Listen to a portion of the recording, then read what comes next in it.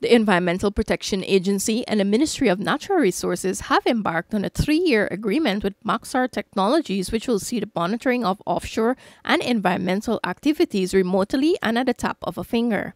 The program was launched on Tuesday, and during an interview with the newsroom, Director of the EPA, Kemraj Parshuram, said it is part of the EPA's strategy of capitalizing on existing, cutting-edge, state-of-the-art technology. Now, but the EPA, though, we have embarked on a path of leveraging technology. It is the way to go now as a modern regulator. We look at using artificial intelligence, big data analytics, state-of-the-art equipment and technologies to basically execute our mandate. And one of the key things is compliance, is monitoring what is happening in our environment. And in this case, the oil and gas sector, we want to keep an eye on a remote real-time, 24/7, every second eye on what happens offshore and in the other sectors as well, mining, forestry, and so on. The partnership marks Maxar's first crow's nest contract in the Caribbean. The satellites can detect oil spills and emissions, and monitoring of activities will be done on a 24/7 basis from a control room which has been set up at EPA's headquarters. Perhaps the only one that exists in this region, in the English-speaking region, the Caribbean.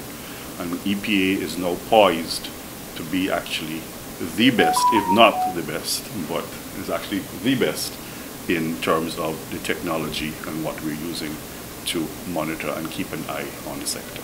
So it's monitoring. Monitoring means keeping an eye to assess the concentration of pollutants, assess discharges, detect spills, and so on. Among the equipment are air and water quality sensors and a state-of-the-art drone called the Flying Lab, which consists of sensing equipment and thermal cameras. So we have what we call our war room or monitoring room, and all the software installed.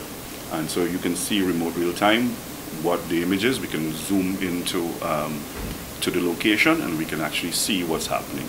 So you can see from a bird's eye view what in terms of the ocean, in terms of the FPSOs, and you can detect spills, you can detect emissions as well. Once breaches are detected, Parshuram said actions will be taken and consequences will follow. We're not just going to be monitoring and not do anything, but as provided in our laws, and in fact that's one of the aspects of this program of strengthening our legal framework and capabilities, is to, we plan this year to promulgate regulations, what we call compliance and enforcement regulations, which will give us specific and outline specifically what are the actions we can take when we find breaches of the law. Maxar Technologies is a provider of comprehensive space solutions and secure, precise geospatial intelligence. Apart from the EPA, the agreement will also allow the Guyana Forestry Commission to combine several of Maxar capabilities to track illegal deforestation, protect mangroves, and safeguard the country's biodiversity.